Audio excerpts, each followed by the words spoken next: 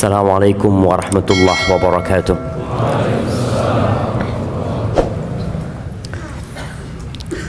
Alhamdulillah Rabbil alamin. Segala puji bagi Allah, Rabb, pemilik, pencipta, pengatur alam semesta ini. Indonesia hanya bagian kecil dari kerajaan Allah Azza wa Jalla. Bumi tempat kita berdiri di atasnya itu milik Allah Azza wa Jalla. Allah menciptakan bumi ini untuk satu tujuan, tapi banyak manusia yang lupa dengan tujuan tersebut. Dia sibuk berlari, dia sibuk berkejar-kejaran, mencari sesuatu yang kalau didapat dia tinggal. Wabihi nasta'in ala umurid dunya waddin. Dan dengannya kita minta pertolongan. Kepada Allah kita minta pertolongan dalam menghadapi urusan dunia kita dan urusan agama kita. Ana punya banyak masalah dalam kehidupan ini, baik dalam urusan ibadah ana, dan ana juga punya masalah dalam urusan dunia ini. Bersama rekan-rekan kita, teman-teman kita, ada yang punya masalah sama atasannya, sama perusahaannya, urusan dunia. Kepada siapa kita meminta pertolongan? Kepada yang punya bumi ini, Allah Azza wa Jalla. Mau urusan itu besar, urusan itu kecil, hanya kepadanya kita minta pertolongan. Wassalatu wassalam ala sayyidil mursalin wa imamil muttaqin qaidil ghurril muhajjalin sayyidina wa maulana Muhammad wa ala alihi wa ashabihi ajma'in. Salawat dan salam semoga senantiasa tercurahkan untuk penghulunya para utusan Allah, untuk imamnya orang-orang yang bertakwa, untuk yang termulia di antara umat manusia yang kelak menjadi pemimpin di padang mahsyar untuk orang-orang yang beriman, baginda Nabi kita Muhammad sallallahu alaihi wasallam, yang hari ini hari Jumat jemaah, harinya bersolawat buat Nabi alaihi salatu wassalam.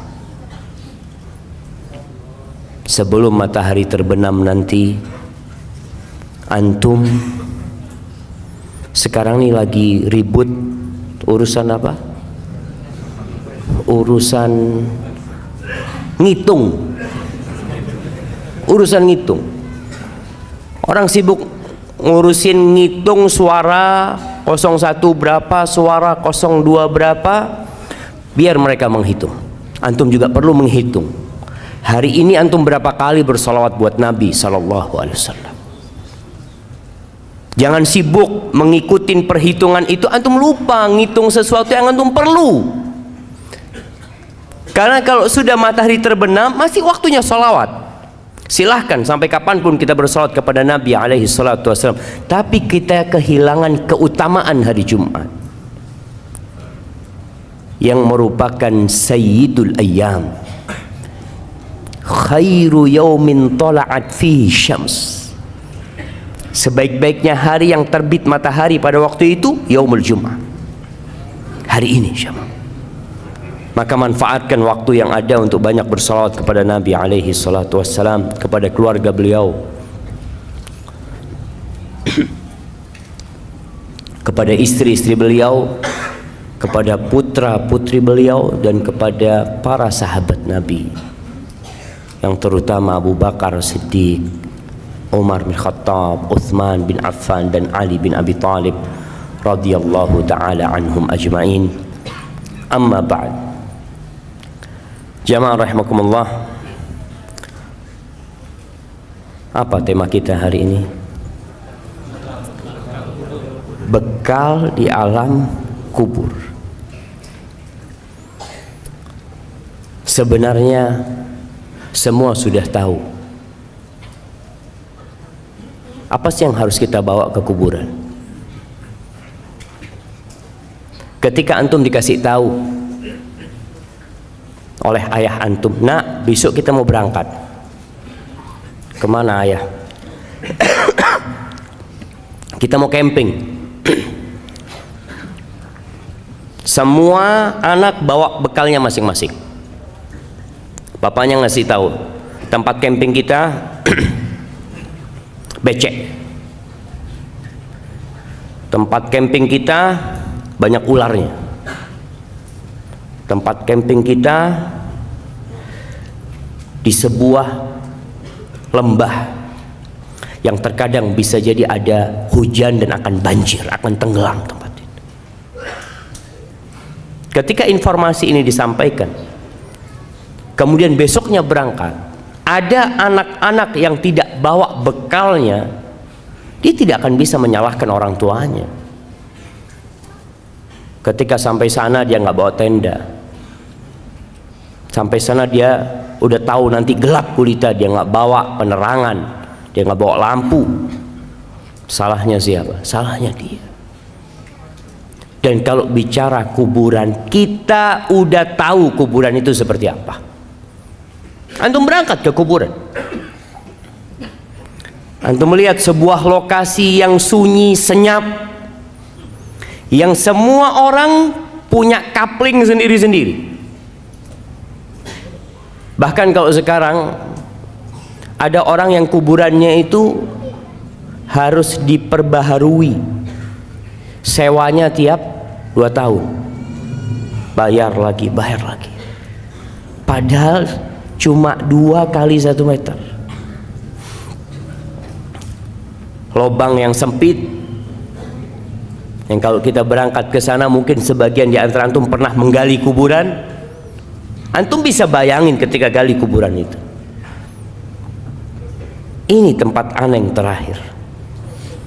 Sebesar apa rumah yang antum miliki, seindah apa antum membuat sebuah bangunan tempat tinggal antum sama keluarga antum, tapi kita semua harus tahu tempat balik kita sama. Mau orang paling kaya di muka bumi ini, mau orang paling berkuasa di Indonesia ini, jabatannya paling tinggi di negeri kita, presiden, yang sekarang semua berebut untuk jadi presiden, nanti akhirnya akan ada di lubang itu, sama dengan tukang sampah. Masya Allah, dan rame-rame ketawa-ketawa di sana cuma. Anda izin minum dulu ya.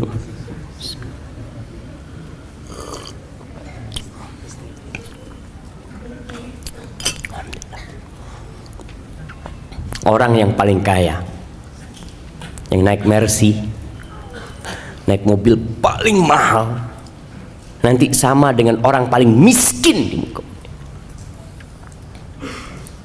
Dia akan ada di tanah sana. Itu kuburan. Nggak ada yang nemenin, sama.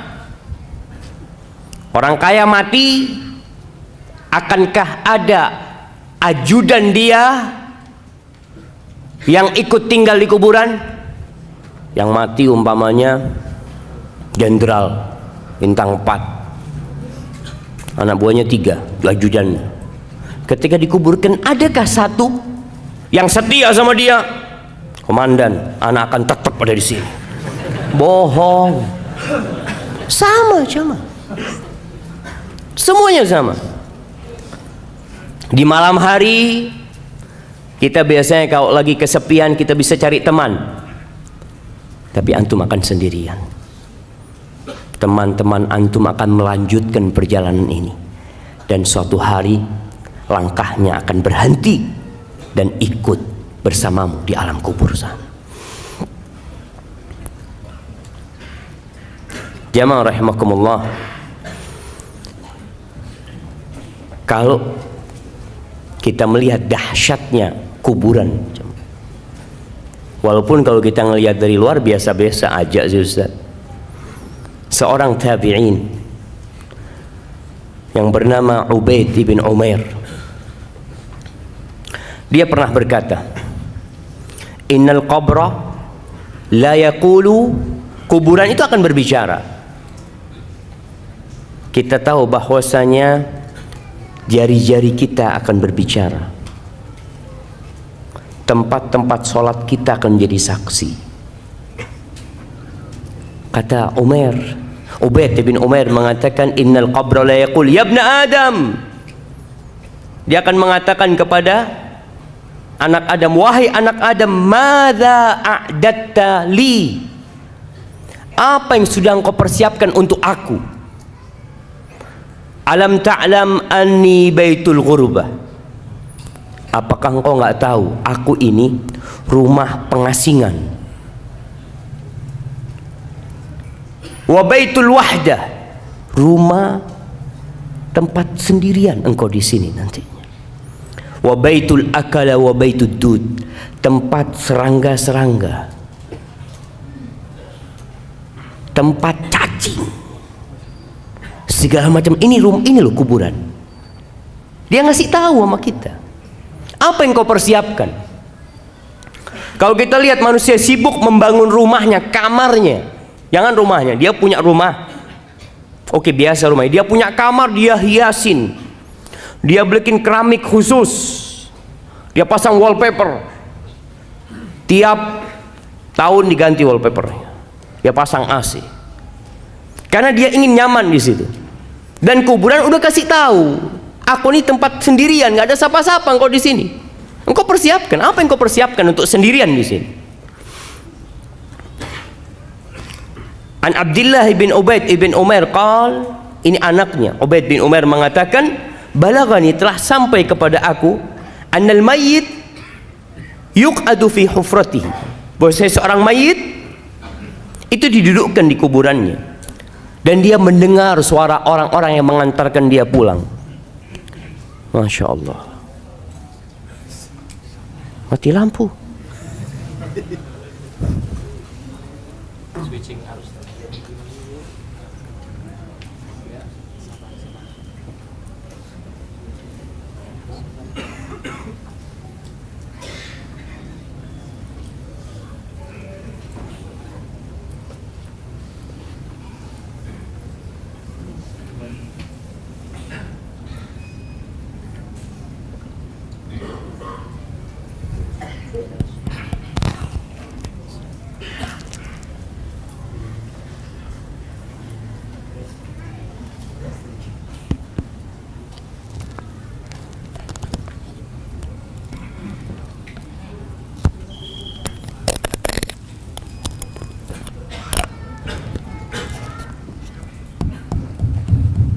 Masya Allah.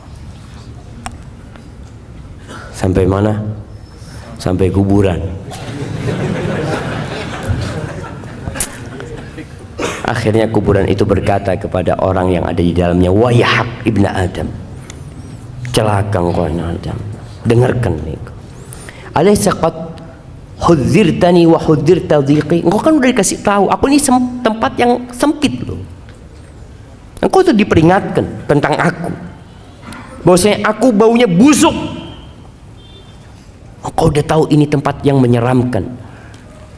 Hadza ma a'dattu laka, ini yang aku siapkan untuk engkau di sini di kubur. Terus yang kau siapkan apa? Umar bin Abdul Aziz rahimahullahu taala, kita tahu seorang khalifah yang zuhud, yang sebelumnya dia orang yang kaya raya, yang mewah hidupnya, tapi di akhir hayatnya Allah berikan hidayah kepada Umar bin Abdul Aziz sehingga dia menjadi khalifah yang adil, yang disegani, yang zuhud. Ketika menjadi pimpinan tertinggi umat Islam, awalnya dia hanya gubernur kota Madinah, kemudian jadi pemimpin tertinggi umat Islam pada waktu itu, yang ibu kotanya di Damaskus. Semoga Allah melepaskan Damaskus dari tangan orang-orang Syiah.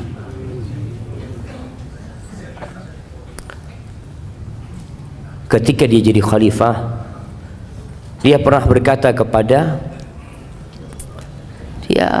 pejabat-pejabat negara yang biasa duduk sama dia. Dia mengatakan kepada salah satu di antara mereka, "Ya fulan, laqad bittul laila." Aku tadi malam bermalam atafakkar fil qabri wa sakinihi. Aku bertafakkur, memikirkan tentang kuburan dan orang yang tinggal di kubur. Innaka law ra'aital mayyit ba'da thalathin fil qabr. Engkau kalau melihat kondisi mayit setelah 3 hari di kuburan, lastauhashta min qurbihi ba'da tulil unsi minka binahiyatihi. Engkau akan ketakutan untuk dekat sama orang itu setelah 3 hari. Padahal ketika hidup engkau kepingin dekat sama dia, duduk sama dia. Tapi setelah dia mati 3 hari, bongkar kuburannya, akan tercium aroma yang begitu menyengat, mungkin akan melihat belatung-belatung yang ada.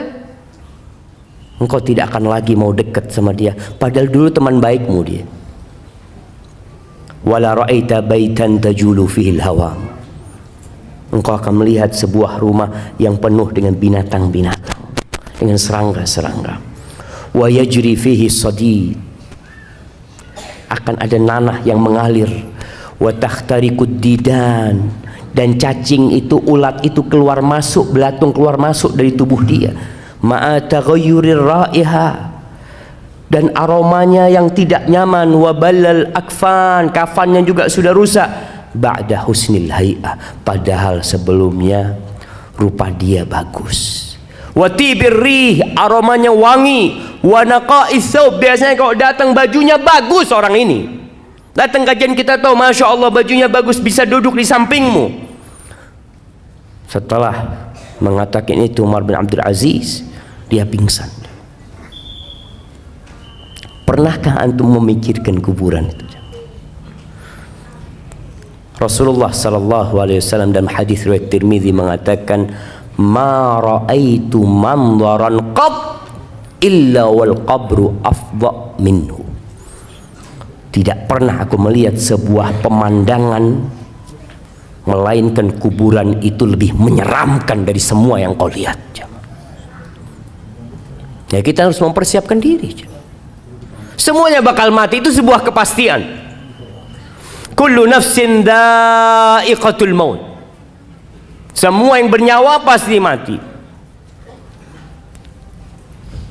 Mau sehat, mau sakit. Jangan antum memikirkan bahwasanya antum belum waktunya. Ustaz, ana sehat, Ustaz. Alhamdulillah. Kira-kira kapan antum mati? Wallahu a'lam, tapi masih lama kayaknya. Antum ada orang lagi fitness, mati di tempat fitness. Ada orang lagi nyanyi, yang dia mungkin berpikir akan tobat di akhir umurnya, mati di atas panggung dia. Ada seorang yang menjadi biduan, untuk pernah lihat? Jangan lihat tapi. Nah, ada seorang biduan, anak nggak ngelihat, anak baca. Bener ya. Ada seorang biduan yang nyanyi bersama ular kobra, digigit mati di atas sana jemaah. Anak yakin dia nggak memikirkan akan mati di tempat itu. Dia ingin mati dalam kondisi yang baik. Dia ingin mati dalam kondisi sedang kajian. Semua orang, insya Allah yang fitrahnya masih baik, ada keinginan untuk berubah dan mati husnul khotim. Semua ingin. Tapi siapa yang tahu jemaah? Maka ketahui tidak ada pemandangan yang lebih menyeramkan kalau antum memikirkan lebih dari kuburan. Wallahi jemaah. Suatu hari ada orang menjumpai Umar bin Abdul Aziz. Dia masuk ke tempatnya Umar bin Abdul Aziz. Dia heran melihat wajah Umar bin Abdul Aziz, sudah kurus ya. Yang dulu tampan, yang dulu segar bugar, kelihatannya udah, karena capek beribadah Umar bin Abdul Aziz dan ngurusin umat. Akhirnya orang ini takjub dengan pemandangan ini. Kenapa engkau kok kayak gini gitu dia? Apa kata Umar bin Abdul Aziz? Ya fulan, dia mengatakan, sekarang engkau heran melihat wajahku, kondisiku seperti ini. Gimana kalau engkau melihat aku setelah 3 hari dalam kuburan? Waqad kharajatil hadaqatan fasalata 'alal khaddain. Kedua mataku sudah ngelupas dari tempatnya, keluar dari tempatnya, kemudian ada di pipi kedua mataku. Wa taqallasat asyafatani 'an asnan. Bibirku sudah ngelupas sehingga gigiku kelihatan. Wan fatahal fam, mulutku terbuka. Wa nata'al bat fa'ala sadr, perutku akan membengkak. Kemudian mungkin pecah menutupi dadaku. Wa kharaja sulbu minad dubur, dan tulang-tulang keluar dari dubur. Wa kharaja dud minal manakhir, dan engkau melihat belatung itu keluar masuk dari hidungku. Engkau akan lebih heran daripada apa yang kau lihat sekarang ini. Oleh antum harus memikirkan pemandangan itu. Kita ini sering tertipu. Apalagi anak lihat kadang-kala foto. Nih kamera-kamera tukang tipu semuanya. Antum kadang-kala foto kan ada pilihan macam-macam. Ada yang tambah putih, ada yang tambah ini, subhanallah. Antum coba pikirkan. Dan ada foto tambah tua sekarang. Iya. Coba antum memikirkan itu. Rasulullah sallallahu alaihi wasallam tiap hari, pagi dan petang, tiap sholat, beliau senantiasa berlindung dari azab kubur. Beliau mengatakan, Allahumma inni a'udzubika min azabil qabr wa min azabi jahannam wa min fitnatil mahya wal mamat wa min syarri fitnatil masihid dajjal. Terus berlindung, karena beliau tahu urusan kuburan ini. Mungkin sebagian di antara kita baca tuh doa tapi tidak meresapi itu doa, karena sudah menjadi rutinitas. Setelah membaca innaka hamidum majid, dia mengatakan Allahumma inni a'udzubika min azabil qabr. Antum bisa bayangin ketika antum menunjuk dan antum memikirkan kuburan, bagaimana ketika daging itu sudah ngelupas, ketika antum tinggal sendirian, nggak ada lagi yang peduli sama antum. Antum nggak bisa menambah amalan sedikit. Rasulullah sallallahu alaihi wasallam menggambarkan bagaimana ketika orang itu mati, kemudian dimandikan, kemudian ditaruh di keranda, wahtamalahar rijal ala a'naqihim, dibawa di atas keranda oleh lelaki-lelaki menuju ke kuburan. Apa yang terjadi dengan orang yang ada di dalam sana? Kalau dia orang yang soleh, yang dia sudah mempersiapkan kuburannya, yang dia sudah pasang AC di kuburannya, dia udah luaskan kuburannya, dia akan mengatakan qaddimuni, qaddimuni, kata dia, cepat letakkan aku di tempatku, segera. Karena dia tahu dia telah mempersiapkan kuburan dia. Wa in kana ghaira dzalik, tapi kalau orang ini bukan orang yang soleh, orang yang belum mempersiapkan kuburannya, yang dia sibuk mempersiapkan rumahnya di dunia, dia sibuk dengan jabatannya. Masya Allah, antum bisa melihat kesibukan orang berebut jabatan sekarang. Kalau lupa dia dengan kuburannya, orang itu akan berteriak mengatakan, ya wailaha aina yadhhabuna biha. Celaka nih orang-orang, mau dibawa kemana jenazah itu? Mau dibawa kemana tubuhku itu? Kenapa? Karena dia tidak memikirkan kuburannya. Sebagian orang bangun kuburan, setelah mati dibangun kuburannya. Kuburannya dikasih atap, ya biar nggak kehujanan dalam ya. Kesian dibohongin bapaknya sama anaknya. Dikasih ini, ayah anak belikan marmer yang bagus. Apa gunanya buat ayahnya? Antum harus pikirkan, gimana ayahmu di dalam sana? Luas kuburannya. Oh, kalau gitu Ustaz, ana mau beli tanah 1 hektar lah buat kuburan ayah. Tetap kuburan ayah 1x2. Walaupun tanahnya 1 hektar. Tetap. Antum pikir orang-orang sekarang di Jakarta yang punya kuburan-kuburan besar, apa namanya? Sandiago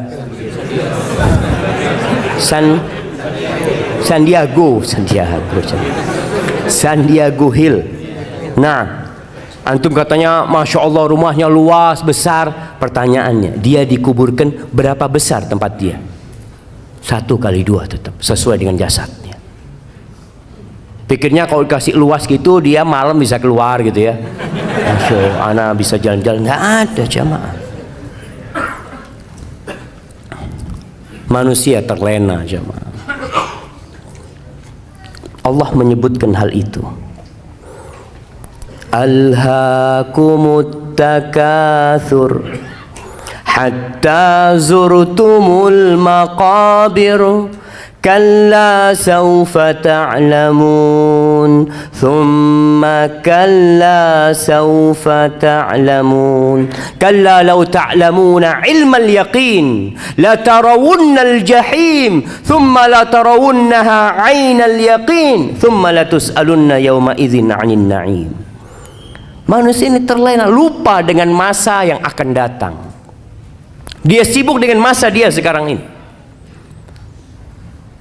Dia sakit ke dokter, hatinya sakit nggak diobatin. At-takatsur, banyak-banyakan harta.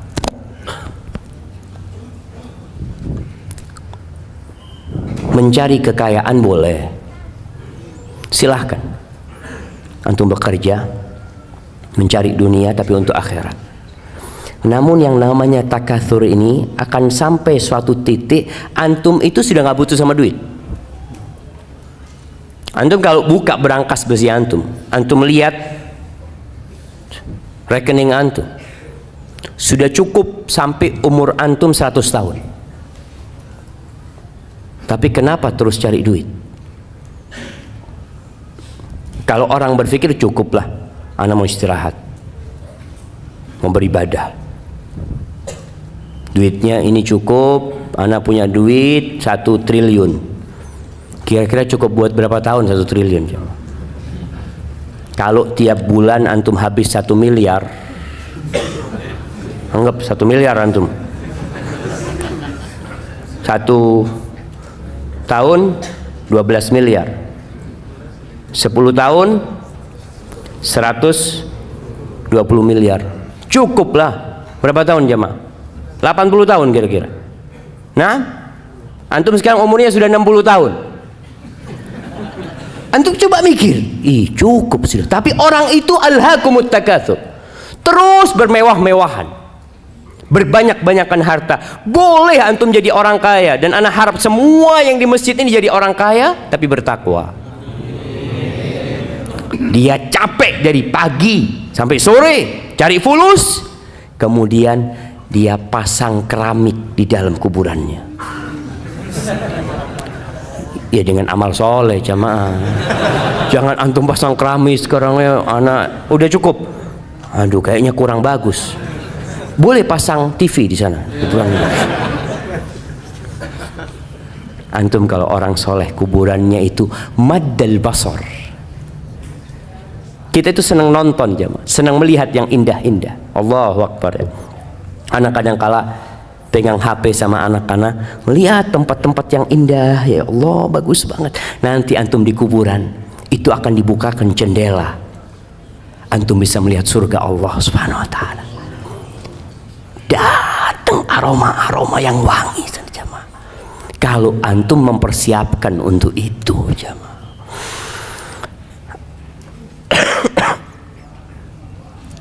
Yaqulu ibnu Adam, anak manusia ini berkata, mali, mali, mana hartaku, mana hartaku? Engkau tahu hartamu itu yang mana? Ma akalta, yang engkau makan kemudian jadi kotoran, itu hartamu.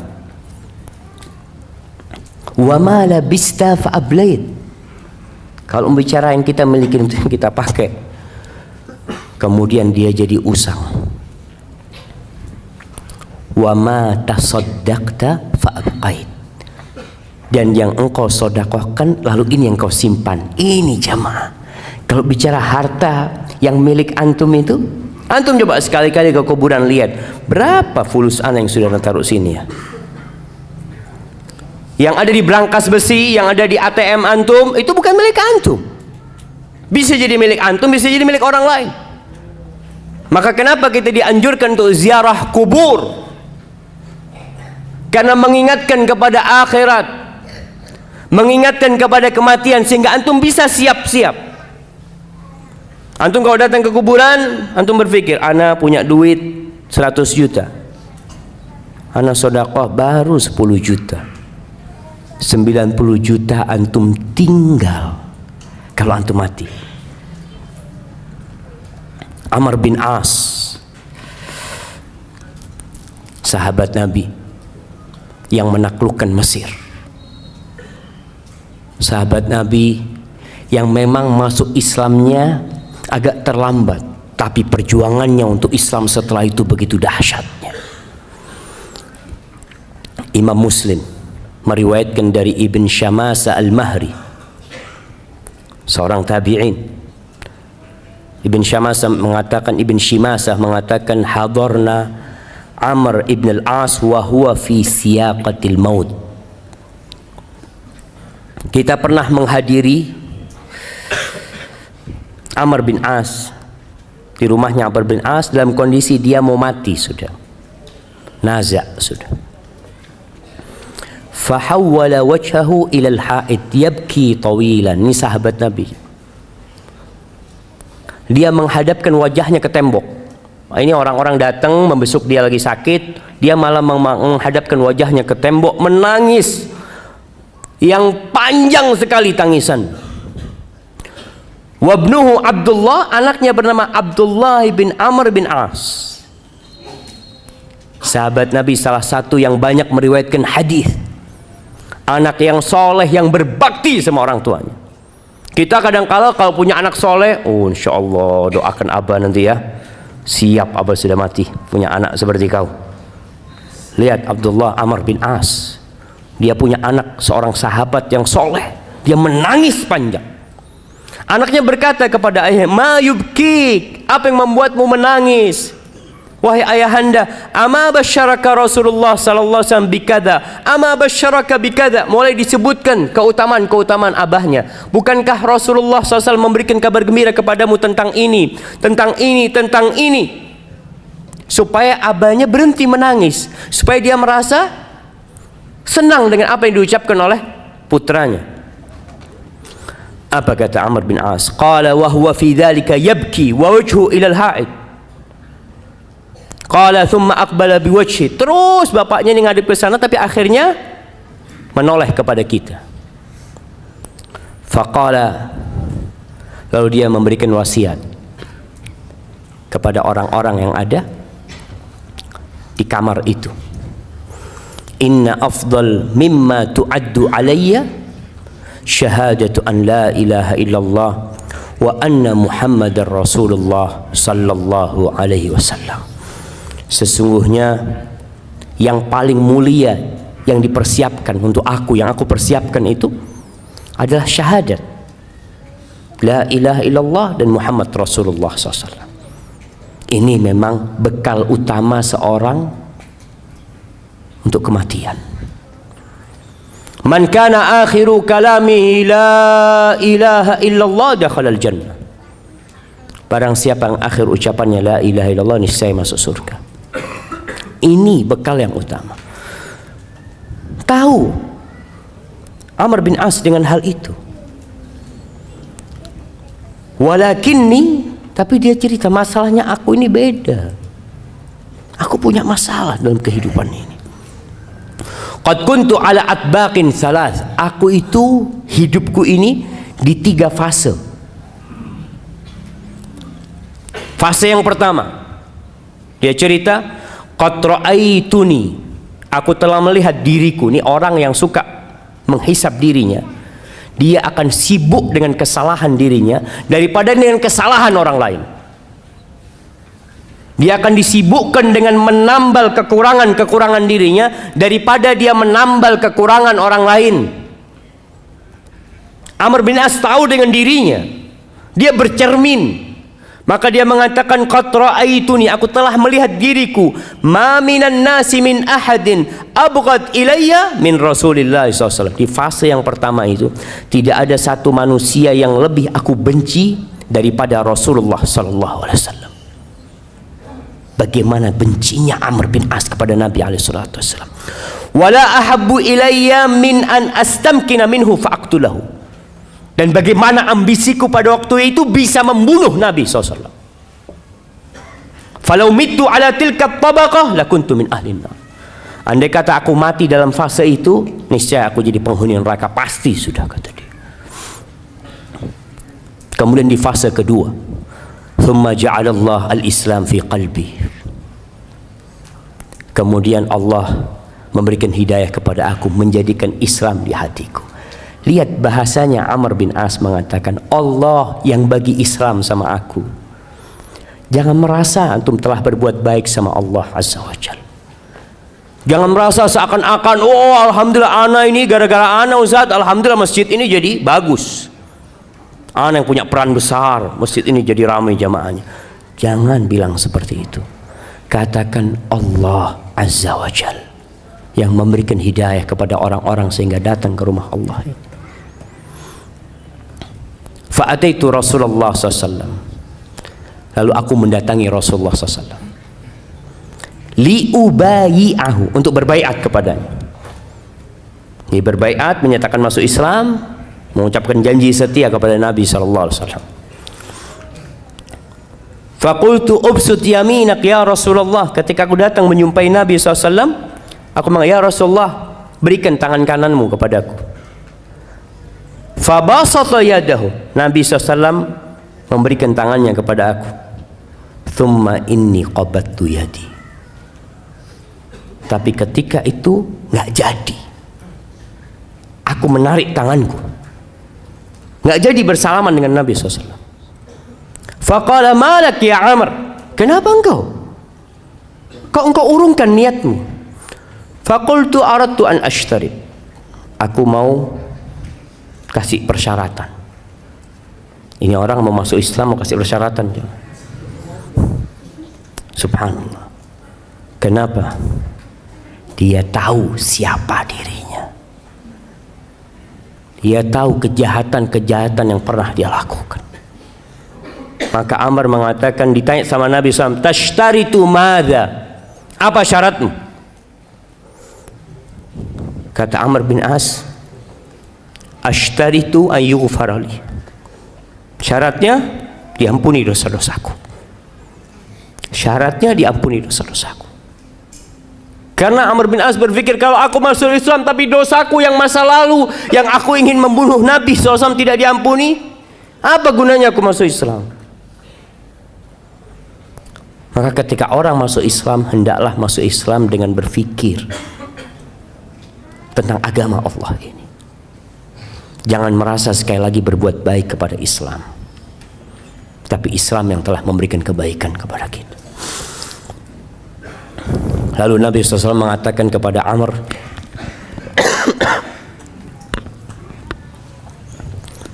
Ama alimta ya Amr, anna al-Islam yahdi ma kana qabla.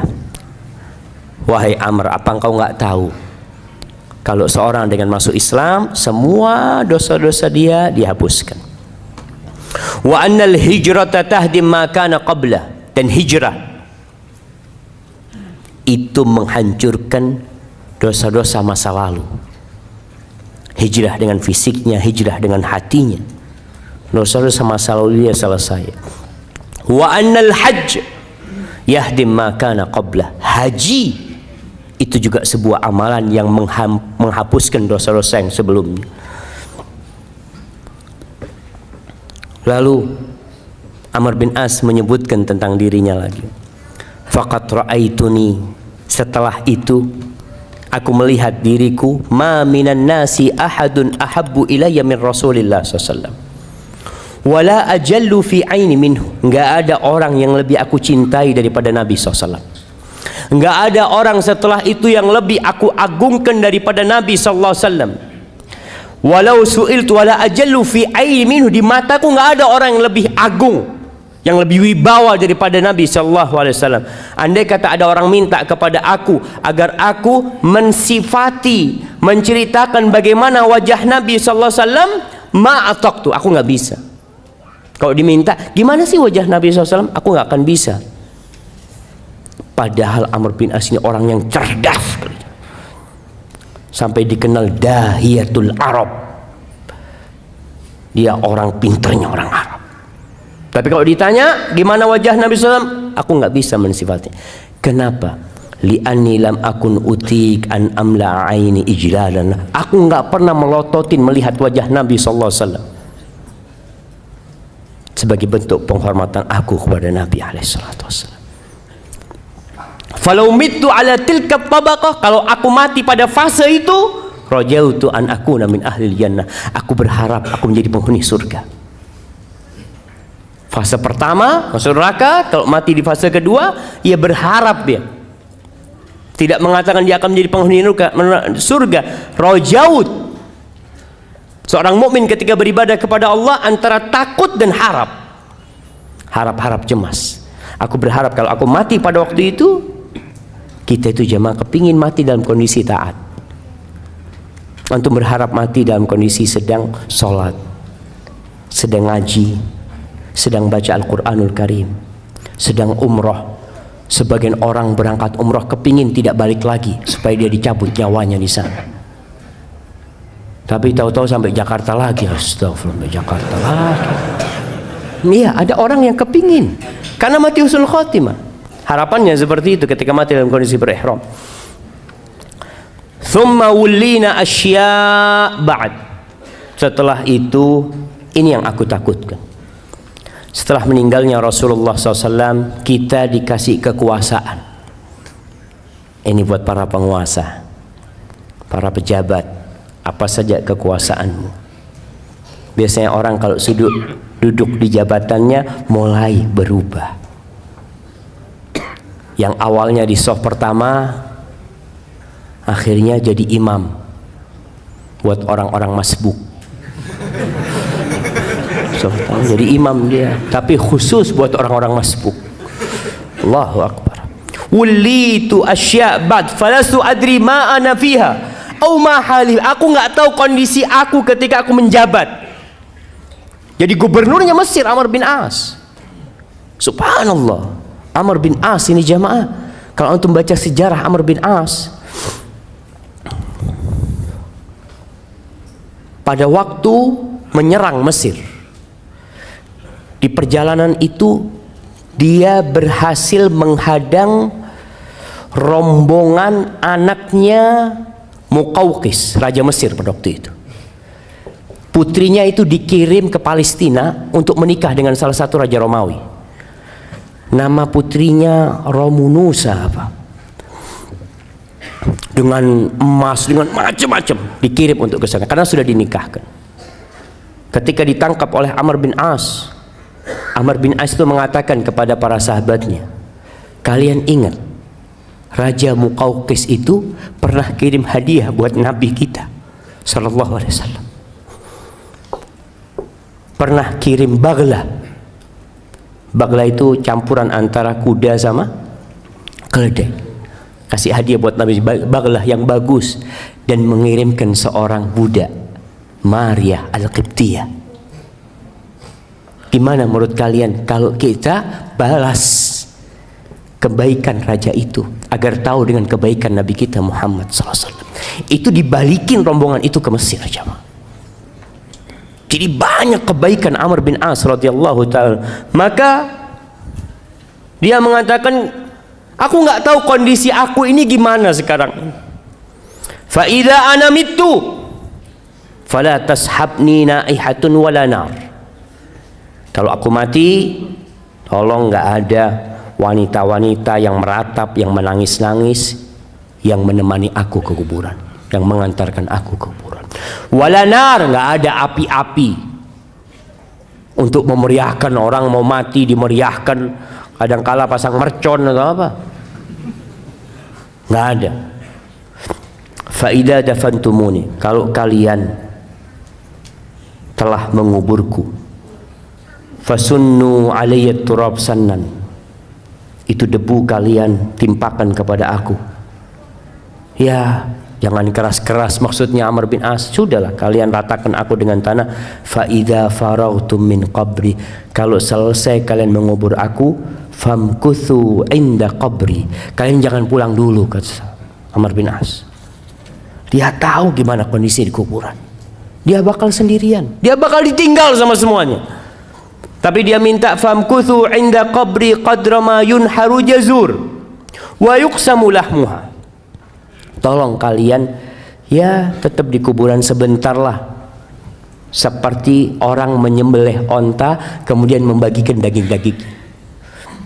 Ya, berapa menit kalian tetap di sana. Fa ini asta'nis bikum, supaya aku tidak merasa kesepian. Dia takut ditinggal. Hatta a'lam madza uraji bihi rusul rabbi, sehingga aku tahu bagaimana aku menjawab pertanyaan-pertanyaan mungkar dan nakir. Ahibati fillah, orang ketika mati itu diikutin oleh 3 hal. Yatba'ul mayyit salas. Apa yang ikut ke kuburan jemaah? Siapa yang mau jawab? Harta, keluarga, amal. Hartanya gimana? Hartanya ikut. Gimana hartanya?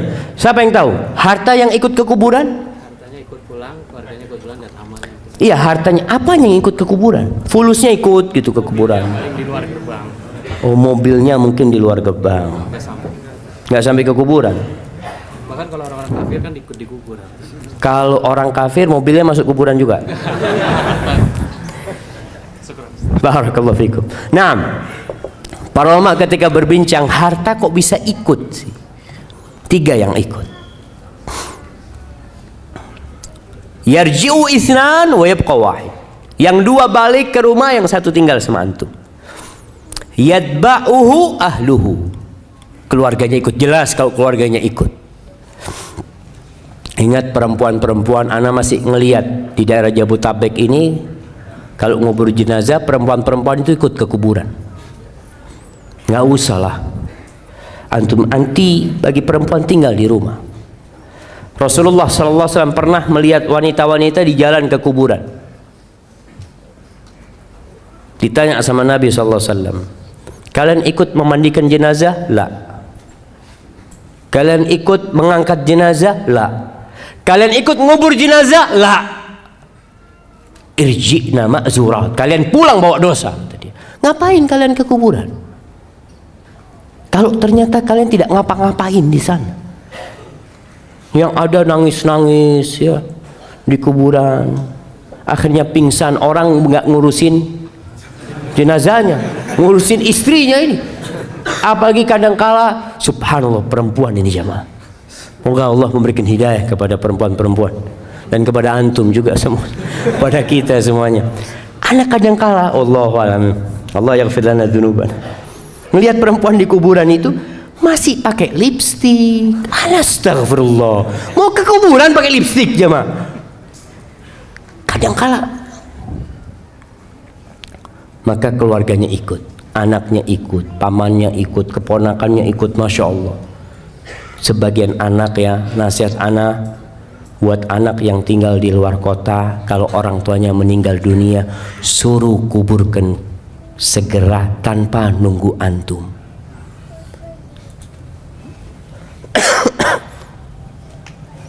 Itu sebagai bentuk kebaktian antum sama orang tua. Antum kadang-kadang mengatakan, enggak, anak ingin mengucapkan salam terakhir. Selesai, enggak ada salam terakhir, sudah mati. Seharusnya engkau dampingin orang tuamu sebelum mati. Jangan ketika dia mati disuruh nunggu anaknya 24 jam. Anaknya di luar pulau, Ditunggu padahal sudah meninggal, tempat dia bukan di muka bumi ini lagi.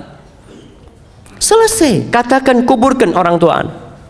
Engkau gimana? Nggak apa-apa, yang penting orang tua anak sampai ke tempatnya. Engkau datang, kemudian engkau datang ke kuburannya, boleh sholat jenazah di atas kuburan.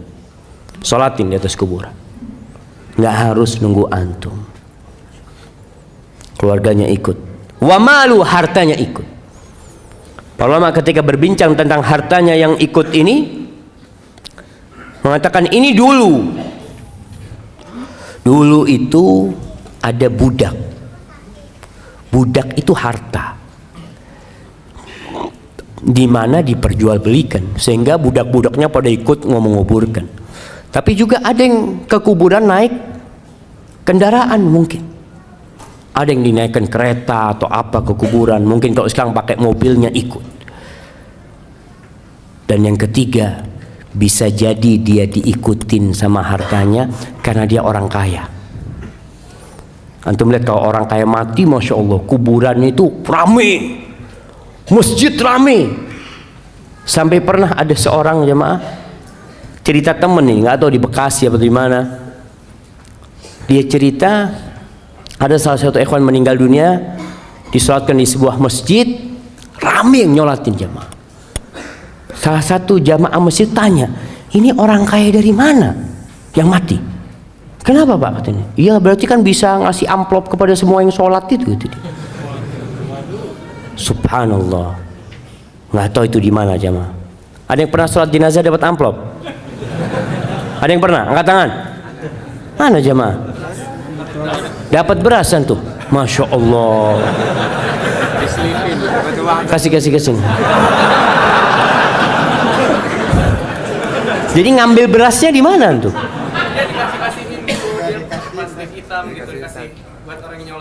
Buat orang yang nyolatin, masya Allah. Ada yang dapat fulus? Masya Allah. Dapat berapa tuh? Dapat berapa? 50? 30, masya Allah. Kasih hadiah. Antum terima?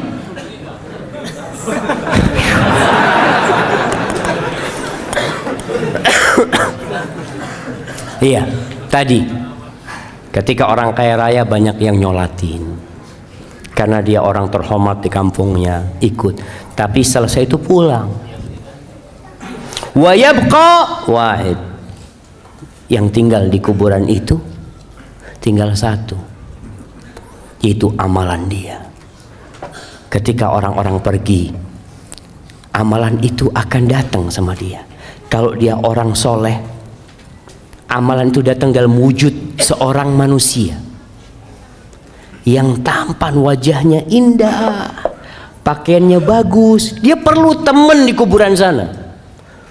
Lalu ditanya sama orang yang sudah di kuburan, man anta? Wajhuka alladhi ya'ti bil khair. Wajahmu ini wajah orang baik gitu loh.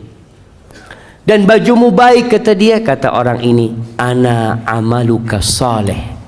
Aku amal solehmu, kata dia. Kemudian kuburan yang sempit itu yumaddu lahu maddal basar. Dibentangkan sepanjang mata memandang, lebih luas daripada rumah dia di muka bumi.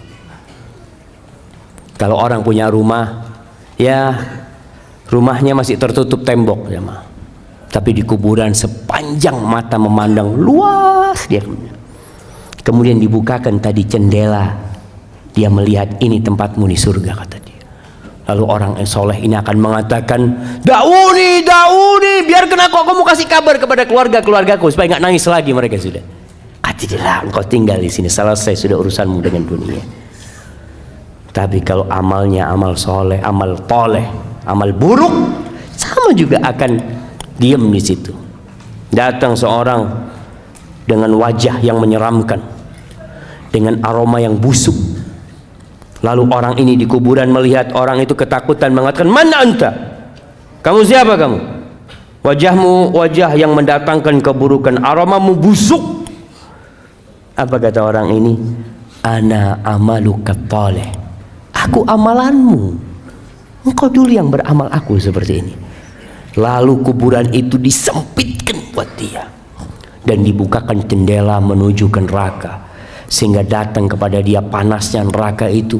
Lalu orang ini mengatakan, Rabbi la tuqimis sa'a, ya Allah jangan didirikan kiamat ya Allah, karena dia tahu kalau kiamat terjadi maka dia akan masuk ke sana.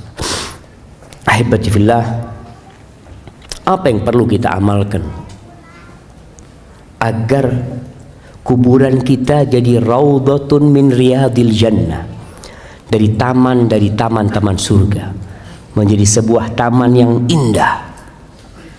Selama kita hidup kita harus mempersiapkannya.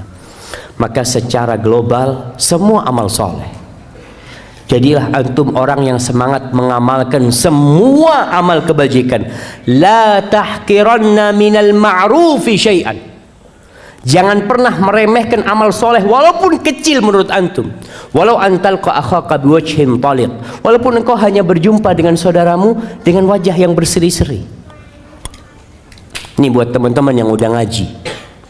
Antum setelah ngaji itu seharusnya senyum antum lebih banyak kepada tetangga, kepada rekan-rekan antum, supaya masyarakat di kampung itu merasakan antum nih jadi baik sekarang setelah hijrah. Jangan cuma pasang jenggot terus matanya mulai melototin. Nah ini kayaknya masuk neraka. Antum jadi astagfirullah. Antum siapa antum? Maka tunjukkan kepada orang kalau antum orang yang penuh dosa, sehingga antum tawadhu, tidak melihat orang lain melainkan antum mengira orang itu lebih baik dari diri antum, sehingga antum akan berbuat baik sama orang lain. Senyum, apa saja amal kebajikan. Lihat sampah antum buang, orang kampung jadi lihat antum ini, masya Allah, kalau fulan datang jalan itu bisa bersih. Sapu nggak apa-apa, antum sapu. Ini satu amalan yang mungkin buat antum ringan. Ana masih ingat dengan sebuah cerita di Jogja sana jemaah. Seorang ustadz yang cerita, ada seorang wanita tua habis asar itu dia ke musola dekat rumahnya. Di depan musola itu ada pohon mangga atau pohon apalah, lupa waktu itu ustadz cerita. Jadi perempuan tua ini datang membawa tongkat yang ujungnya ada pakunya. Dia itu datang ke musola, di halaman musola dia tusukin itu daun yang mangga itu, daun apa lupa, ditusukin satu persatu lalu dibuang ke sampah sampai bersih. Remaja masjid bingung sama wanita tua ini. Kenapa wanita tua ini kok nggak bawa sapu aja ya? Disapu kan lebih cepat. Akhirnya suatu hari sebelum perempuan itu datang sama remaja masjid, disapu itu daun cuma. Bersih pelataran masjid ini. Wanita tua itu datang menangis, dia jamaah. Menangis orang itu. Bingung akhirnya remaja masjid, kenapa ya Allah, apa yang sudah kita lakukan? Ibu-ibu kan seharusnya gembira gitu loh, nggak capek-capek lagi nyapuin gitu kan. Seharusnya jazakallah khair, udah selesai, makasih banyak. Apa kata ibu tua ini? Ana itu dengan setiap daun yang ana ambil itu, ana bersolawat buat Nabi SAW. Mungkin orang nggak tahu jamaah, tapi Allah tahu dengan amalan antum. Kita perlu punya amalan yang tersembunyi, yang tidak ada manusia yang tahu, yang mudah-mudahan itu yang menjadi penerang kuburan kita. Di antara amalan yang bisa membuat kuburan kita penuh dengan keindahan, disebutkan dalam hadis riwayat Muslim dari Salman Al-Farisi bahwa Rasul sallallahu alaihi wasallam mengatakan, ribatu yaumin wa lailatin khairun min siyami syahrin wa qiyami. Seorang yang berjihad di jalan Allah, yang menjaga perbatasan-perbatasan negeri Islam, dia berjaga-jaga di sana, itu lebih baik daripada dia puasa sebulan penuh, qiyamul lail sebulan penuh.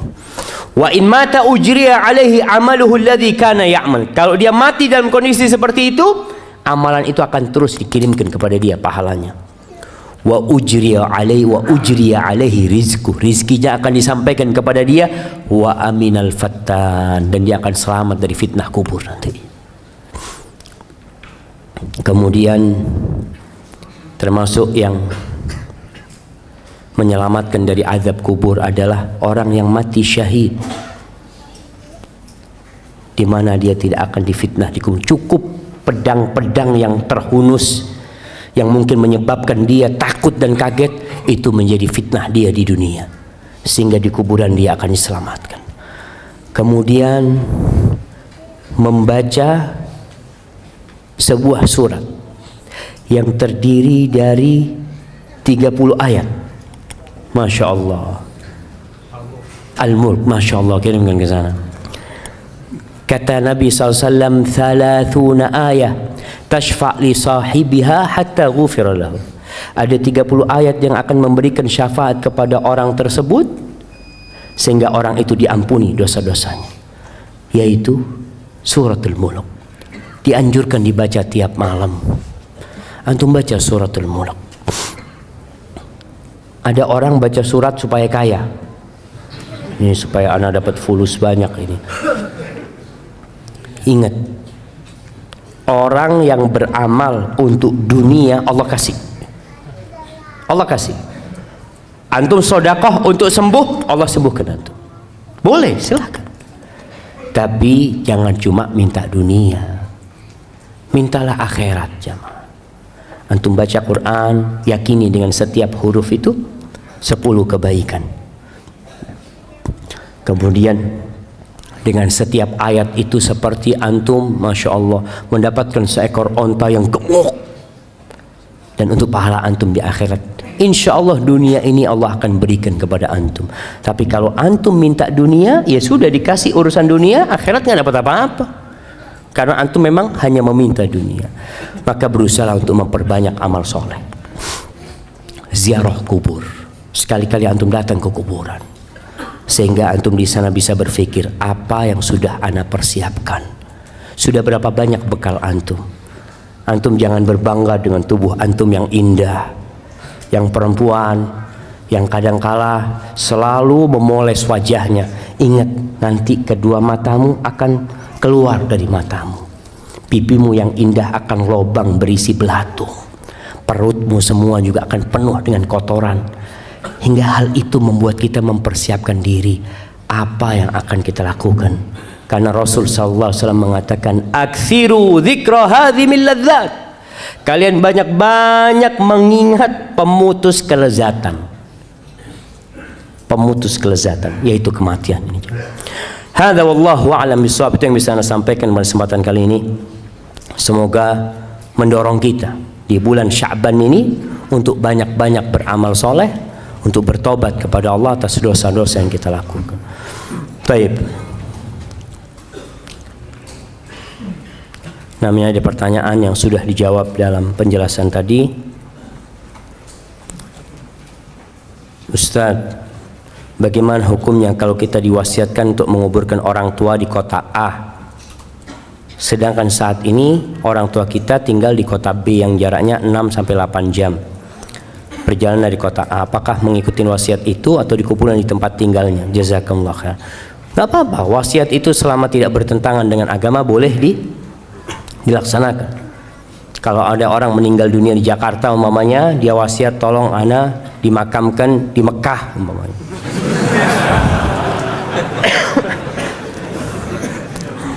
Kalau boleh fadol, artinya orang tua kepingin mau seperti itu, dia ingin dimakamkan di Mekah, silahkan. Kalau dia berwasiat seperti itu, tapi kayaknya kalau di Mekah sulit. Tapi kalau dia ana minta dimakamkan di kampung ana, sebagian orang meninggal di negeri kafir umpamanya, meninggal di Australia, dia berpesan tolong kalau ayah mati, ayah makamkan di Indonesia. Padahal butuh waktu panjang, nggak apa-apa. Karena kadang-kala orang tua takut di sana itu nggak ada yang mendoakan nanti jemaah. Jarang yang mendoakan. Makanya kenapa kalau kita meninggal dunia berusaha untuk dikuburkan di tempat yang banyak orang soleh di sana. Dengan harapan banyak yang mengucapkan salam ke sana. Karena salamnya orang itu bukan hanya buat keluarganya, tapi buat semua yang mati. Assalamualaikum ya ahlad diyar. Jabir bin Abdullah radhiyallahu taala anhu, dia punya ayah itu ketika perang Uhud dimakamkan satu lubang sama orang lain. Hatinya itu nggak enak, jamaah. Dia nggak ingin ayahnya satu kuburan sama orang itu. Akhirnya dipindah sama Jabir bin Abdullah radhiyallahu taala anhu.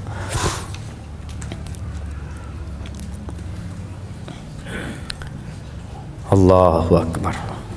Ustadz, bagaimana hukumnya main game tapi aktor gamenya perempuan yang pakai bajunya tank top? Apa boleh Ustadz? Astagfirullah. Masa perlu ditanyakan apa boleh jemaah? Enggak boleh lah. Astagfirullah. Main game aja jemaah, ini termasuk yang melalaikan. Termasuk yang melalaikan jamaah. Antum bisa bayangin kalau orang Indonesia main game, tutup Indonesia ini jamaah. Nah, dapat apa dia main game? Sehat Ustaz, alhamdulillah Ustaz. Anak periksa ke dokter itu jempol anak sehat Ustaz. Jempolnya doang yang sehat itu. Nah, wallahi bahaya game ini jamaah. Seharusnya dihilangkan game itu jamaah. Rabi ibn Khuthaim pernah anaknya minta izin sama putrinya, mengatakan, ayah aku mau main. Ngomong sama ayahnya, anakku ngomong yang baik lah, jangan ngomong mau main.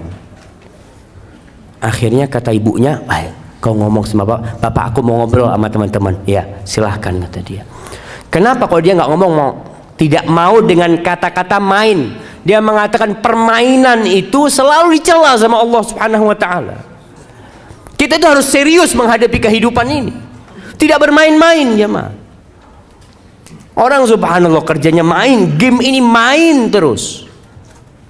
Tinggalkan game. Nasihat ana, tinggalkan game. Sudah bukan waktunya, antum harus serius. Antum kepingin perang, daftar jadi tentara. Ini kan game perang-perangan, tembak-tembakan ya apa? Daftar Pak, saya jadi sukarelawan. Kapan butuh perang kirim anak. Gak apa-apa anak mati, anak kepingin mati. Daripada antum main game yang gak ada gunanya. Gunanya gak ada. Waduh Ustaz dapat fulus, fulusnya dimurkain sama Allah SWT. Orang mikir bagaimana main game. Astagfirullah. Alhamdulillah anak gak suka main game. Alhamdulillah. Ada orang yang memang itu ujian dan cobaan buat dia jemaah. Ada perempuan suka main game. Akhirnya sampai sama suaminya main game bareng. Astagfirullah. Di rumah ana banyak sekali semut, kecoa dan kelabang. Sudah beberapa kali ana usir. Masya Allah, gimana untuk usirnya? Dengan dibersihkan, disapu, dipel, masih saja Ustaz. Lalu sekarang ana semprot pakai baygon. Anda lihat sedih sekali matinya mereka. Berdosa ke ana Ustaz. Ingat, semut itu termasuk binatang yang tidak boleh dibunuh. Ketika mengganggu boleh dibunuh. Tapi selama tidak mengganggu, antum melihat ada semut lewat ya, ngapain ini? Ambil baygon antum, bunuh dia. Antum biar dia mau lewat, mau main kemana gitu, seperti itu. Nah, artinya kalau mengganggu boleh dibunuh. Tapi kalau kelabang sama kecoa boleh, dia termasuk serangga yang boleh lah dihilangkan karena memang apalagi kelabang yang berbahaya itu. Ustadz, saya seorang istri yang sudah, Masya Allah, sudah jangan ditaruh lagi ke atas. Ustadz, saya seorang istri yang sudah berhijrah, tapi suami saya belum. Dan untuk sholat 5 waktu nggak pernah Ustadz. Padahal saya selalu mengingatkan suami untuk sholat. Yang saya tanyakan, apakah masih ada surga di suami saya buat istrinya? Apa yang harus saya lakukan Ustaz? Nah, berusaha untuk diperbaiki.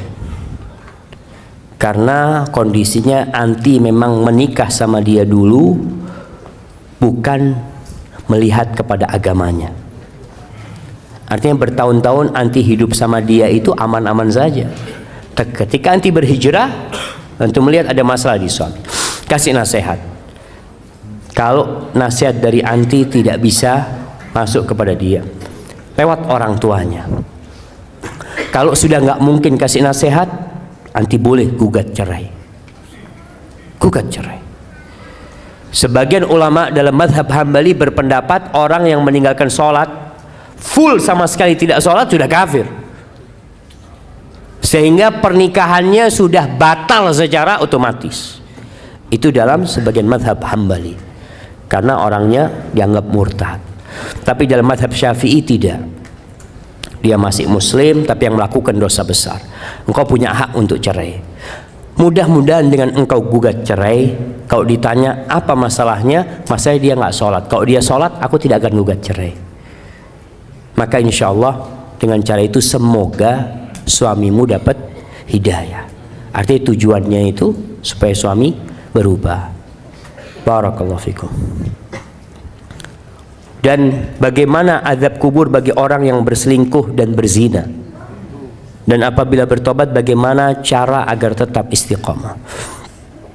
Rasulullah SAW ketika Isra Mi'raj, beliau melihat azab kubur, jamaah. Khususnya buat orang-orang yang berzina, beliau melihat ada lelaki dan wanita di dalam tungku, kayak di dalam tungku jamaah yang atasnya sempit, bawahnya lebar, kayak gentong gitu jamaah. Yang atasnya sempit, di bawah itu ada api. Jadi ketika api itu membara, mereka naik ke atas, dibakar mereka. Mau keluar nggak bisa keluar. Tahu-tahu api itu redup sekali. Nanti dibakar lagi.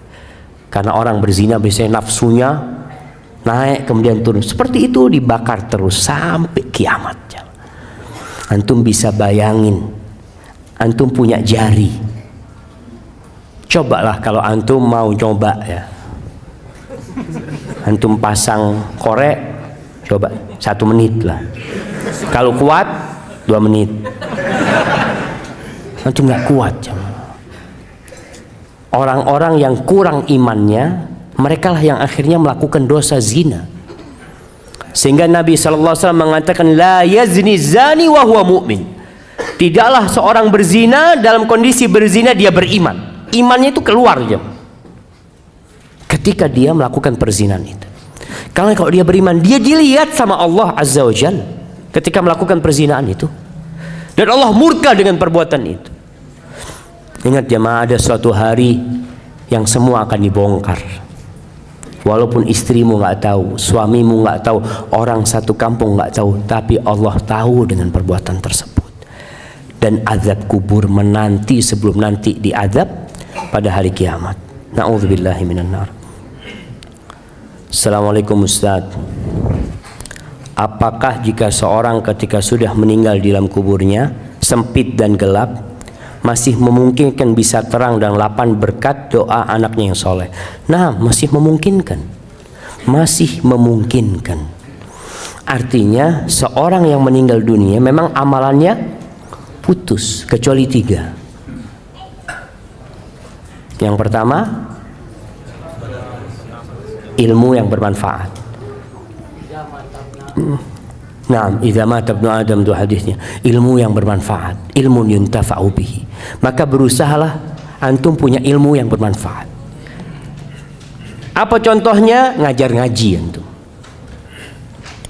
Artinya antum yang bisa ngaji, berangkat ke masjid, saya mau ngajar ngaji, nggak apa-apa, sudah orang-orang tua mau belajar sama saya mau ngajar ngaji. Atau ilmu umum yang bermanfaat, yang orang itu dapat manfaat dari ilmu tersebut, silahkan antum ajarkan. Yang kedua, sedekah jariyah. Sedekah jariyah, sedekah yang terus berlanjut jamaah. Bangun masjid, gali sumur buat orang, antum menyekolahkan orang, masukkan pesantren, anak biayain, dia berilmu, belajar dengan uang antum, insya Allah antum dapat pahala ketika dia ngajarkan ilmu tadi, karena antum sudah memberikan biaya kepada mereka. Jadi sedekah jariyah. Yang ketiga, awaladin salihin yad'ulahu, anak soleh yang mendoakan. Sebenarnya kalau bicara doa, doa dari semua orang itu Allah dengarkan.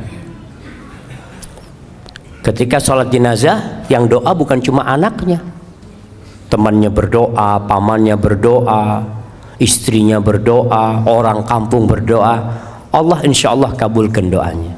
Tapi anak soleh ini nggak putus doanya. Kalau kita, ya terus terang Anda sendiri merasakan Anda punya teman baik meninggal dunia. Di awal-awal tiap hari Anda doakan, setelah itu lupa. Antum juga merasakan punya istri meninggal dunia, Masya Allah, pekan pertama doa terus, Allahumma gfir laha warhamha. Pekan ketiga kawin lagi antum. Selesai, kadangkala lupa. Tapi kalau anak bagaimanapun insya Allah akan berdoa terus, dan itu bisa meringankan azab buat orang tuanya.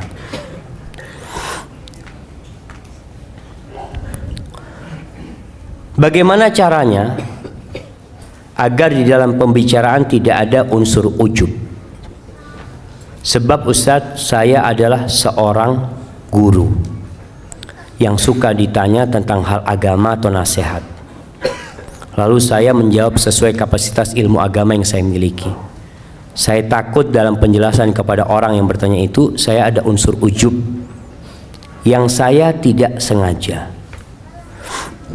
Taib, ujub ini adalah berbangga dengan diri sendiri. Antum takjub dengan diri sendiri, lupa sama Allah Azza wa Jalla. Makanya ketika antum menjawab pertanyaan kepada orang, antum sampaikan, terakhir antum katakan wallahu alam, ana nggak tahu ya, bisa jadi jawaban ana benar, mungkin ana salah. Allah yang maha tahu. Artinya sandarkan kepada Allah subhanahu wa ta'ala. Jangan akhirnya seperti Qarun yang bangga dengan dirinya. Antum, oh saya ini memang mahasiswa teladan, makanya bisa jawab semua pertanyaan. Masya Allah. Akhirnya ujub. Sehingga antum ketika menjawab berusaha untuk menunjukkan bahwasanya ini yang ana tahu, wallahu a'lamnya. Bisa jadi yang ana sampaikan itu salah. Jadi untuk menghindari ujub itu memang kita diperintahkan untuk melihat kepada kekurangan-kekurangan kita. Yang mungkin hafal Quran 30 juz, coba engkau lihat berapa kali engkau berbuat dosa tiap hari. Yang mungkin ketika menjadi ustadz, menjadi khotib, menjadi imam, suaranya indah, bagus. Ingat ketika engkau sendirian berapa banyak dosa yang engkau kerjakan. Sehingga ketika itu hilang rasa ujub dari dirimu. Karena engkau punya banyak dosa sebenarnya. Barakallahu fikum. Jamaah, anak izin minum dulu jamaah.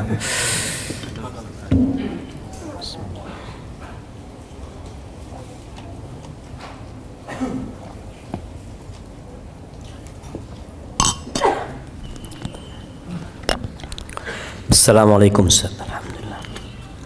Qadarullah, ibu ana sudah tidak bersama kami 7 tahun yang lalu karena sakit diabetes dan sudah komplikasi. Alhamdulillah semasa hidupnya rajin ibadah dan baik kepada siapa saja, namun belum kenal sunnah. Bapak ana bercerita sebelum meninggal ibu ana merasa kesakitan kakinya dan mengucapkan istighfar, lalu minta dipijat oleh bapak ana.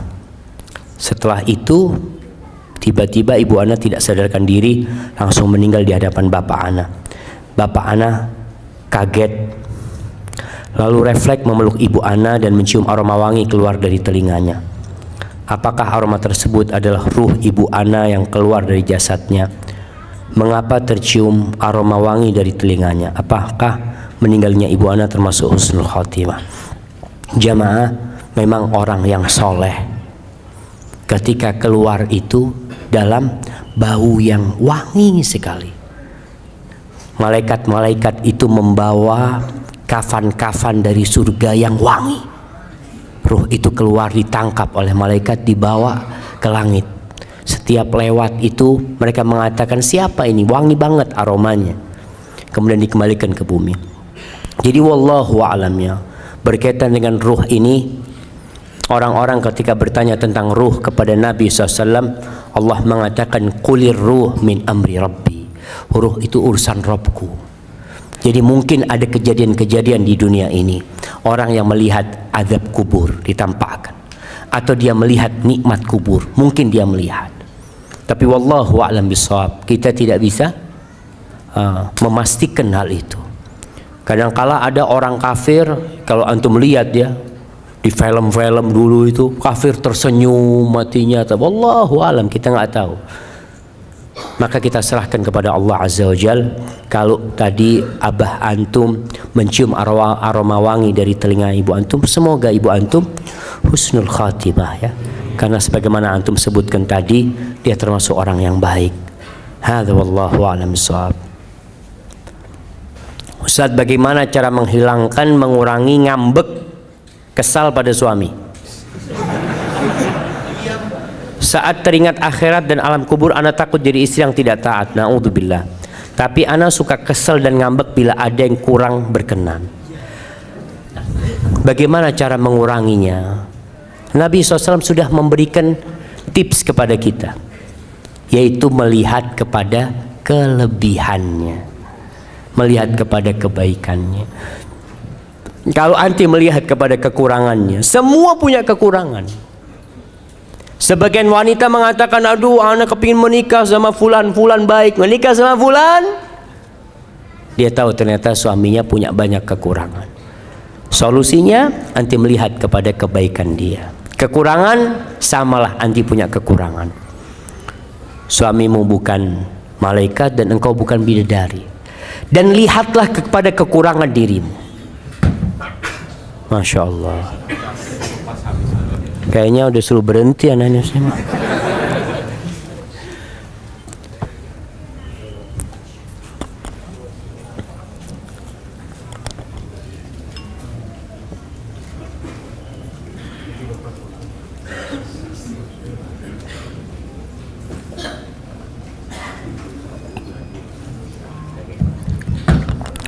Nah, jamaah.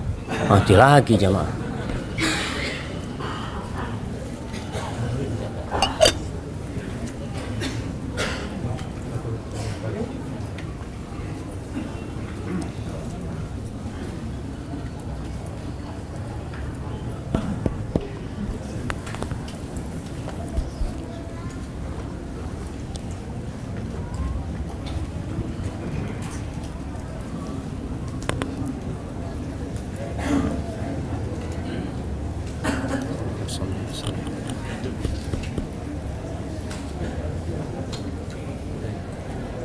Penutup lah, masa tutup.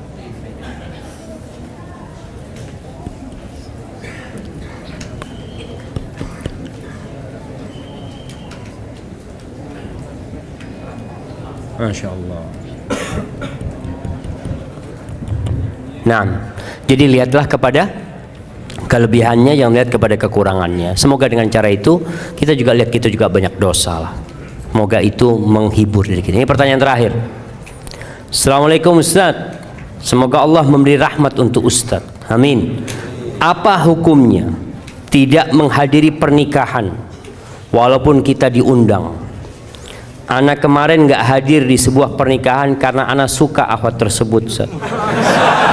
Tapi anak nggak kuat lihat dia ijab qabul sama yang lainnya. Allahu Akbar jamaah. Nah, ini pertanyaan menarik sekali jemaah. Artinya antum diundang dengan oleh saudara antum, antum datang, wajib datang kalau tidak ada halangan. Tapi kalau antum takut pingsan di sana umpamanya, ngerepotin orang banyak, ya nggak usah hadir. Karena kadang-kala ada perasaan bener nggak tahan lah jemaah. Antum ngelihat ketika namanya fulan itu calonnya mengatakan qabil tu nikah tazwija bil, takut antum melakukan tindakan-tindakan yang maka mungkin ada ada uzur antum untuk tidak hadir di sana. Tapi yang jelas begini, takdir Allah itu indah. Ketika antum cinta dengan seseorang, maka antum cinta kebahagiaan buat orang itu. Kalau bicara cinta tidak harus memiliki, tapi bagaimana orang itu berbahagia dengan orang yang dia cintain, antum akan bahagia. Dan semoga Allah memberikan kepada antum ganti yang lebih baik dari itu perempuan. Dengan cara seperti itu. Hadza wallahu a'lam bishawab. Itu yang bisa saya sampaikan pada kesempatan kali ini. Apabila benar itu dari Allah Azza wa Jal, kalau ada yang salah dan kurang berkenan itu dari diri anak pribadi, Allah dan Rasulnya terbebaskan dari kesalahan itu. Jamaah, ada sisa waktu untuk berdoa, untuk berselawat kepada Nabi sallallahu alaihi wasallam. Jangan sia-siakan waktu yang ada. Subhanakallahumma wa bihamdika asyhadu an la ilaha illa anta astaghfiruka wa atubu ilaik. Wassalamualaikum warahmatullahi wabarakatuh.